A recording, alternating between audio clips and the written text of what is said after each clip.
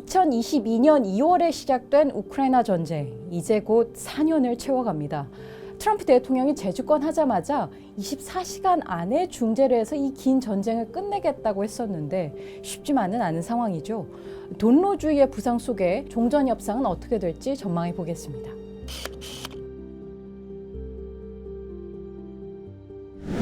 러시아 대사로 지내셨던 시기가 2014년, 그러니까 크림반도 합병되고 병합됐을 때, 그때지 않습니까? 근데 지금에 와서 보니까 우크라이나 전쟁이 이렇게 길어지고 있는 상황에서 좀 소회가 남다르실 것 같아요. 이렇게까지 전쟁이 길어질 거라고 예상은 하셨어요? 그 당시 푸틴 대통령이나 크레물린이 크림반도 병합 정도로 해서 야망이 끝날 거다라고 생각하고 그다지 높은 제재를 부과는 하지 않았습니다. 역사적인 연고가 있다 해가지고 크림반도를 사실상 병합하는 것을 인정한 거나 다름없었는데 지금 와서 보니까 그렇지 않다는 거고, 서방 인사들의 오류 중에 하나가 그렇기 때문에 자유민주주의 체제라든가 또 나토의 확장을 계속할 수 있다, 구소련 지역까지, 이제 이런 오판이 있었던 거가 문제인 것 같습니다. 크렘린 나름대로 자유주의 체제에 맞서서 민족주의 세력이 굉장히 득세를 했는데, 그러므로 인해서 구소련의 영광, 구소련의 영향력, 구소련의 점령지였던 그런 영토를 좀 확장해야겠다는 야심을 지금까지 이렇게 진행이 되고 있는데, 푸틴 대통령이 부시 대통령 만나서 한 얘기가 있습니다. 그건 나라가 아니다. 그 말은 우리의 하나의 변방, 지방에 지나지 않는다라고 보는 건데, 그 시각이 왜냐하면 그 두 가지입니다. 하나는 역사적이고 이제 민족적으로 동슬라브의 민족의 일체성을 가지고 접근을 합니다. 두 번째는 이제 브레진스키가 이런 말을 했어요. 우크라이나가 없는 러시아는 강대국이 아니다, 이렇게 말을 했는데, 우크라이나가 지정학적으로 완충지대이면서도 유럽으로 나가는 관문 같은 위치에 있는 거죠. 또 비옥하고 여러 가지 자원도 있고, 그래서 우크라이나를 러시아가 같이 이렇게 형제국으로 갖고 있을 때 러시아의 힘이, 국력이 올라간다는 뜻에서 한 일체성을 주장을 했는데, 우크라이나는 그걸 이제 인정하지 않는 거죠. 우크라이나는 서방이나 유럽의 지원을 받아야 하기 때문에 상당히 수세적인 입장이죠. 그럼에도 불구하고 이제 독립과 안전보장은 이제 확실히 지키겠다는 건데, 결국 이제 푸틴 대통령이나 러시아가 이거를 어느 정도로 수용하겠냐에 달려 있는 형국이 돼버렸습니다. 많은 관측이나 평가가 지금 4년 가까이 할 정도면 거의 러시아가 할 수 있는 역량은 다 보여준 거다. 그리고 러시아는 지금 시간은 우리 편이다라는 착각이 좀 빠져 있다. 왜냐하면 전선에서 일부 사실 작년에 유리했던 것만은 사실이에요. 근데 지금까지 한 110만이 전사하거나 다쳤거든요. 아프가니스탄 전쟁이니 뭐 여러 전쟁에 비교할 때 러시아가 굉장히 감당할 수 없는 인명 손실인데도 불구하고 우크라이나 전체를 통제하겠다. 그리고 더 나아가서 나토가 확장된 유럽의 안보 질서도 바꾸겠다. 이 역량대 목표가 불일치가 생기고 있는 상황이 지금 현 상황이라서 전쟁이 끝나지 못하고 있는 겁니다.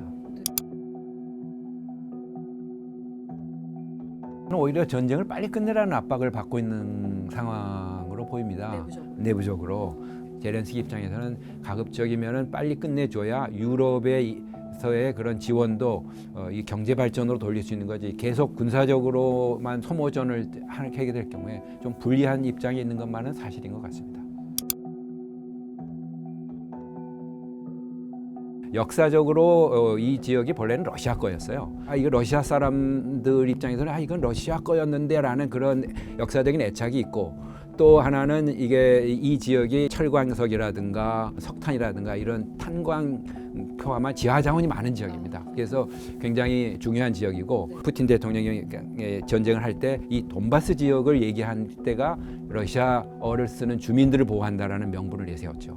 우크라이나로서는 이 지역을 방어를 해야 평원지대이기 때문에 굉장히 여기가 길목이 되는 거예요. 그래서 전략적, 군사적 또 물류의 중심지가 되기 때문에 이걸 양보할 수가 없는 거죠. 당초 28개항을 만든 미러 간의 합의안은 그냥 일방적으로 우크라이나가 그 포기하는 걸로 돼 있는데 우크라이나 입장에서는 그건 안 되겠다. 우리가 포기하는데 똑같이 러시아도 거기서 4-5km를 물러나라. 그렇게 해서야 비무장지대가 되는 거 아니냐 이렇게 주장하는 거고 그렇게 되면은 이제 러시아 입장에서는 이 나머지 그 지역을 전체 러시아 영토로 사실상 하려고 하는데 그게 안 되는 거죠. 네.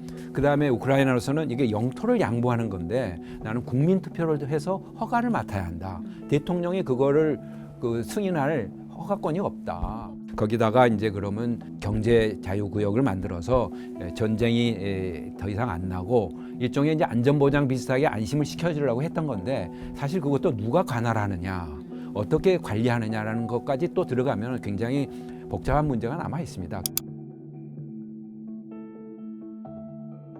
미군 주둔은 전혀 생각할 수 없는 거고요. 지금 미국이 해줄 수 있는 거는 그 휴전이 성립되었을 때 그 휴전이 위반되지 않는 거냐, 누가 위반하는 거냐를 감시하는 그 위성을 통해서 감시하는 거죠. 그런 역할하고 만일 위반이 됐을 때 최소한 공군력으로 어떤 공중의 방어를 좀 해달라는 게 유럽 측의 요청입니다. 국정 운영상에 투명한 것이 없었던 그 소비에트 시절의 그런 관습들이 남아 있어서 완전한 신뢰는 못했을지는 모르겠는데 지금 국면에서 우크라이나가 대신 군대를 동원해서 싸우지 않습니까? 그러니까 자기들로서는 군수 물자를 대주는 그런 경제적 군사적 지원으로서 이걸 막아보려고 하는 그런 생각이 크고 여기서 만일 무너지면은 러시아가 유럽 전체에 대한 위협을 더 가할 수 있는 그런 위치에 서기 때문에 어쨌든지 우크라이나 전선에서 막아야겠다는 필요성은 공감하고 있는 것 같습니다.